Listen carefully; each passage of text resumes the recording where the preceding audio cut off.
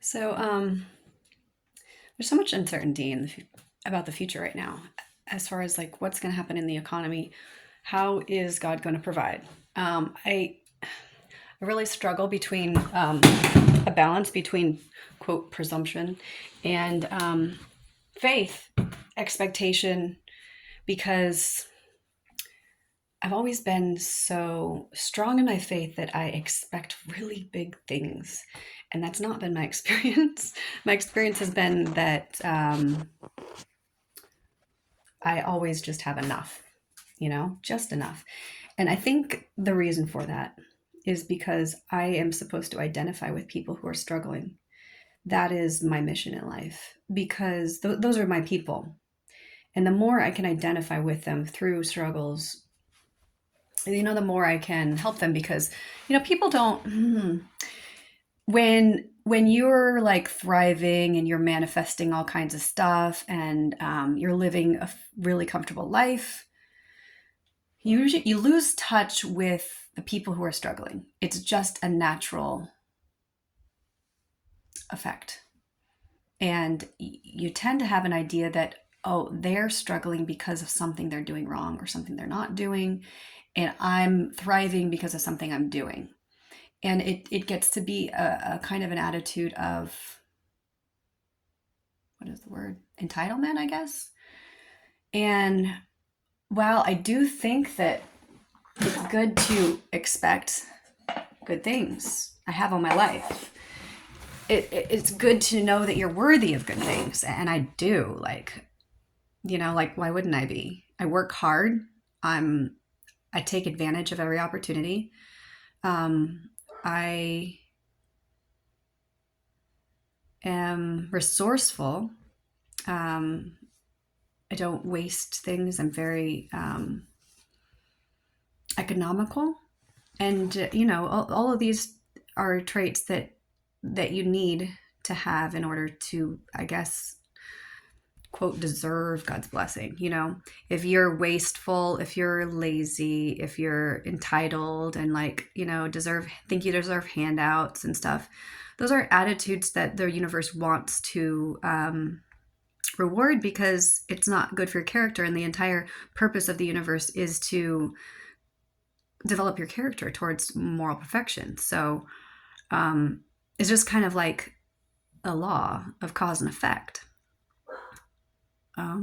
I gotta let my dog in. Somehow she got locked out. Of course, people could say, oh, well, you still have flaws. And of course I do. I was not raised to be organized and to take care of my things. And it's been a real struggle because I have ADHD. And so, but one of the important things to have a healthy sense of self value is differentiating between things that are choices and things are not choices. Like if I could keep perfect care over my things, keep track of everything, never lose anything, never ruin everything, never, forget things or, let my dogs ruin things because of lack of foresight. I would, because I hate waste. I really do. I loathe it. But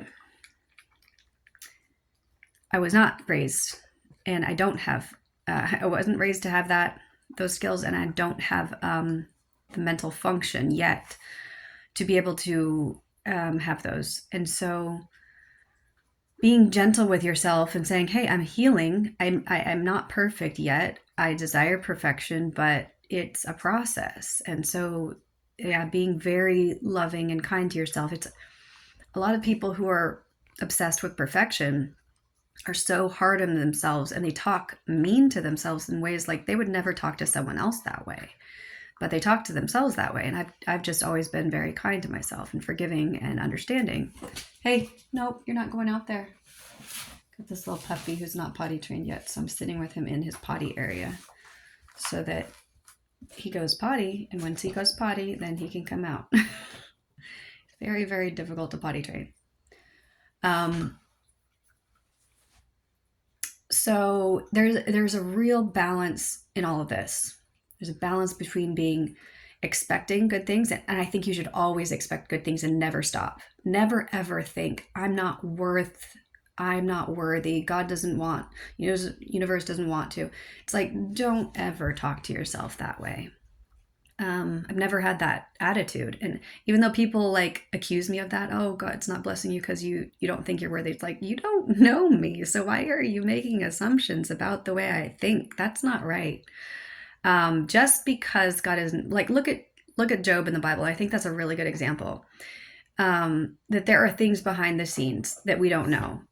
People tried to say, oh, Job was getting all this stuff because he was sinning against God, or I can't remember all the other things that they leveled at him, all these accusations, but he never accepted it. And yeah, he struggled and he argued with God, like, why? I don't understand.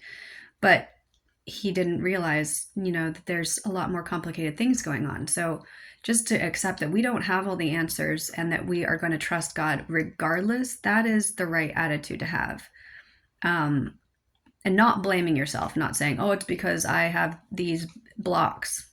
Well, it's true. I might have some subconscious blocks that I'm not responsible for, but I also believe that if I do, that is going to come up at the right time, and God is going to give me the wisdom and instruction on how to deal with that, just like he has everything. I'm like, been awake for like less than 3 months.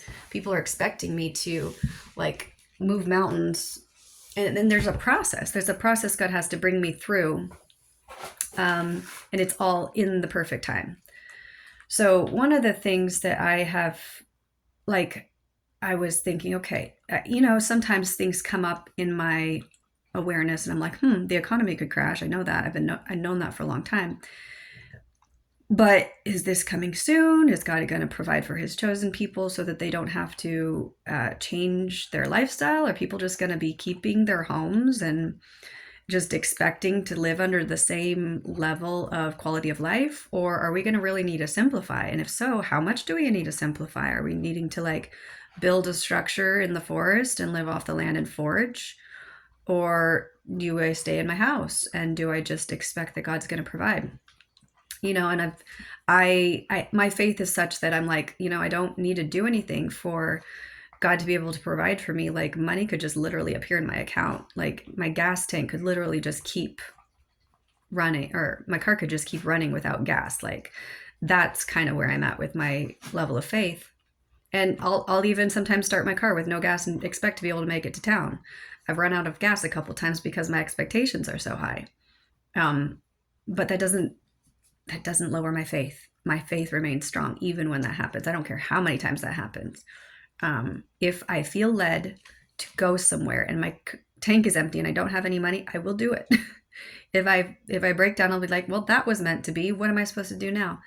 So not very many people relate with this level of faith, and so they are quick to judge.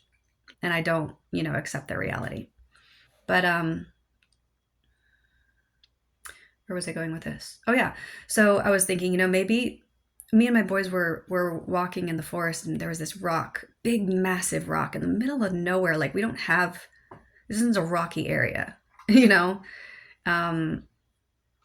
and I don't know, it was just like, it was notable and I was drawn to it and I kept thinking about it, like digging underneath it. I don't know why, but I was like, maybe we could make a little shelter under there.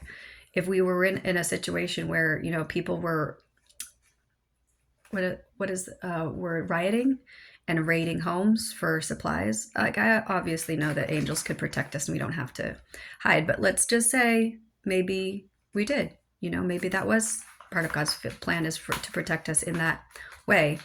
And so I was like, yeah, we could totally like build a underground, like dig out an underground structure. And I was imagining all this stuff and like how we could set it up. And I was like, ooh, that'd be fun. Just having this optimism about every twist and turn, and not like, never fear, never anxiety.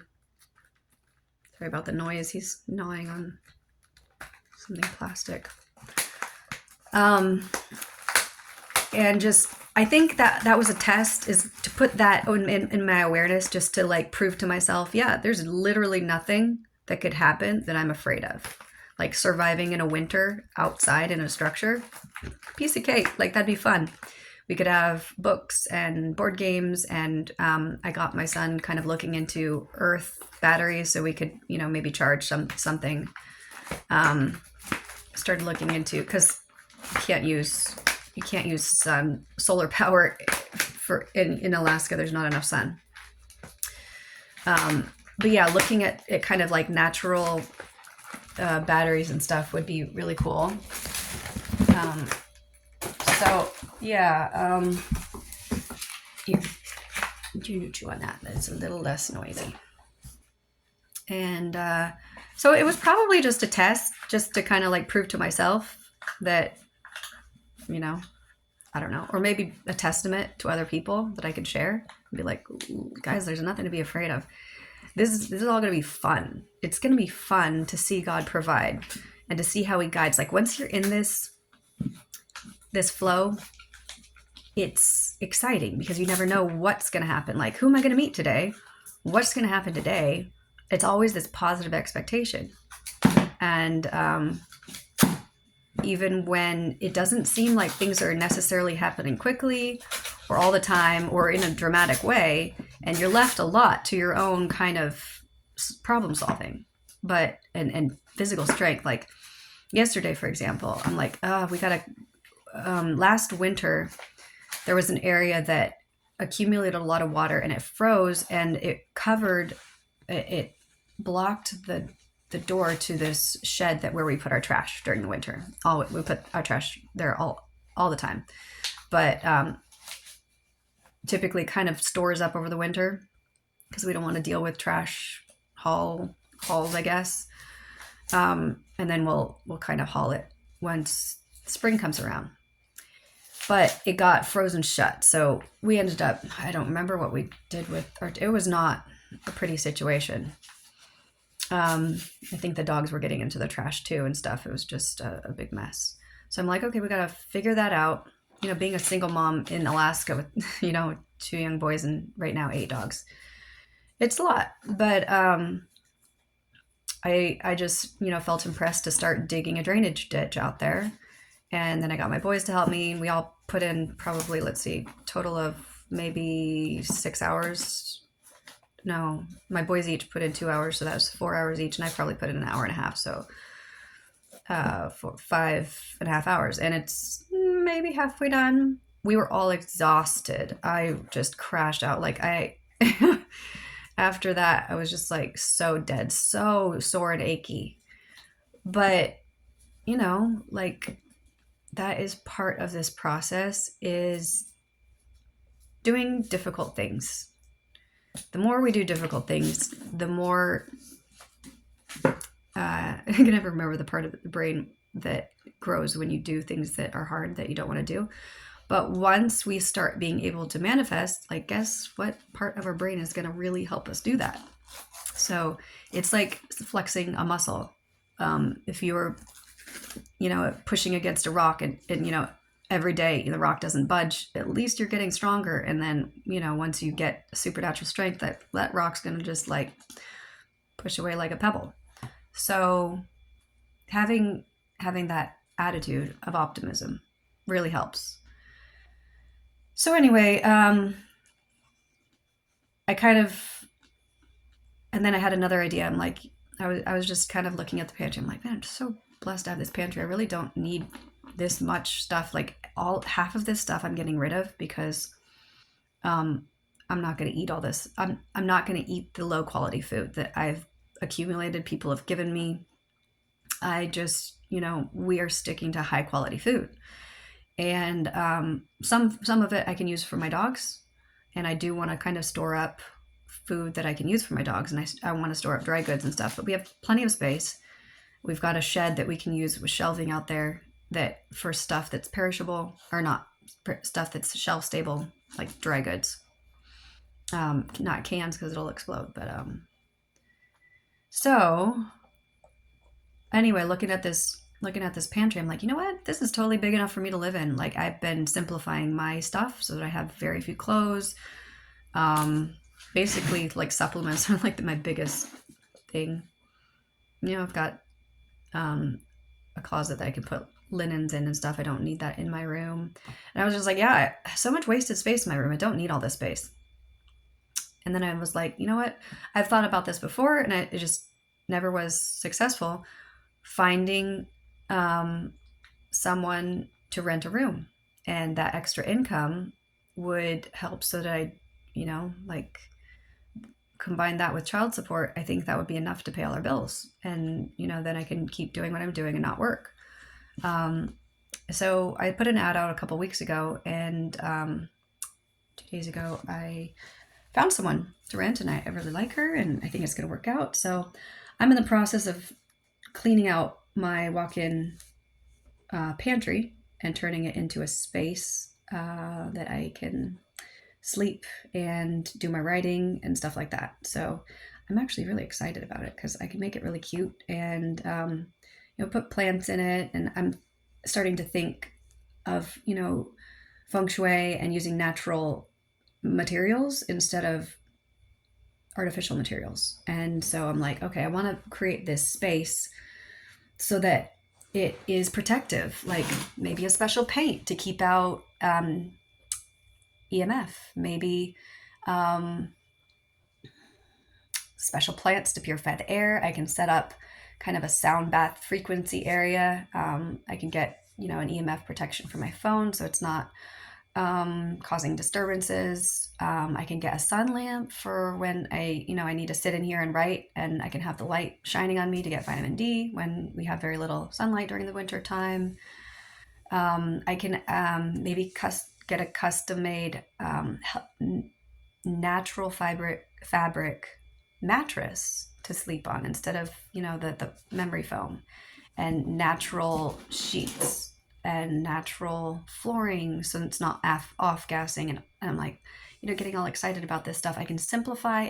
It's small, and just calming, So everything, if we look at it in the right way, is exciting.